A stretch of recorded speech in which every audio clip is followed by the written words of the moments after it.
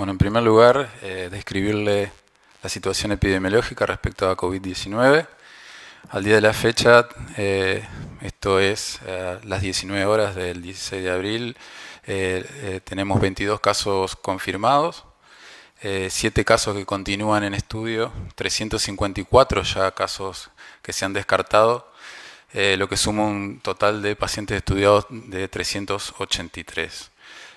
También lo que tiene que ver con lo que se refería el gobernador recién, las características epidemiológicas que tienen estos casos, que es importante también tener en cuenta. 15 de estos pacientes han tenido antecedentes de viaje a zonas de circulación activa. 7 pacientes han sido pacientes contacto estrecho de otros casos positivos. Y en relación a lo que es la evolución de los pacientes, tenemos todavía un paciente que continúa en estado crítico, en terapia intensiva y asistencia respiratoria mecánica, pero ya tenemos 10 pacientes que han evolucionado bien y que a su vez se ha podido cuantificar también que ha desaparecido la carga viral de esos 10 pacientes, o sea que se los considera pacientes curados. El resto de los pacientes se encuentran o asintomáticos o con síntomas leves.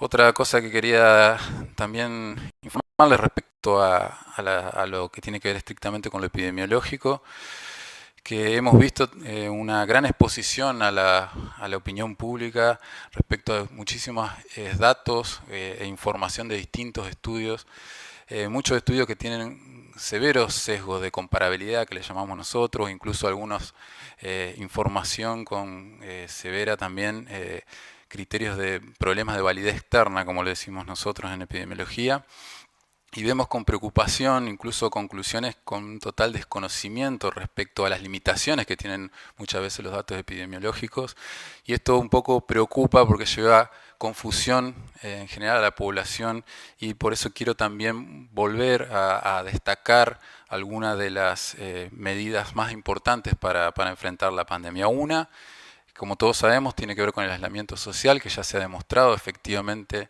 la capacidad que tiene esto de aplanar la curva. Otro, lo que tiene que ver con el distanciamiento, respetar el distanciamiento entre las personas, el lavado de manos. También hacemos la recomendación del uso de tapabocas, no de barbijos profesionales, sino de tapabocas para aquellas personas que vayan a circular, principalmente por lo que tiene que ver con el transporte público o lugares donde pueda haber aglomeración de personas. Otra de las estrategias fundamentales para avanzar sobre la pandemia tiene que ver con la detección de los casos sospechosos, testear estos casos, aislar los casos positivos y hacer un seguimiento de los contactos estrechos. Y otro punto que nos consideramos fundamental es la capacitación y la formación del personal de salud. Bueno, respecto al aplanamiento de la curva, lo que me interesa que quede claro que aplanamiento de la curva no quiere decir que no haya casos. Esto es importante tener en cuenta. Lo que significa el aplanamiento de la curva es que los casos no están creciendo exponencialmente de no haber habido ninguna intervención en esta pandemia. Lo que estamos teniendo es una observación de un número de casos sostenidos que se van sumando semana a semana a los casos preexistentes.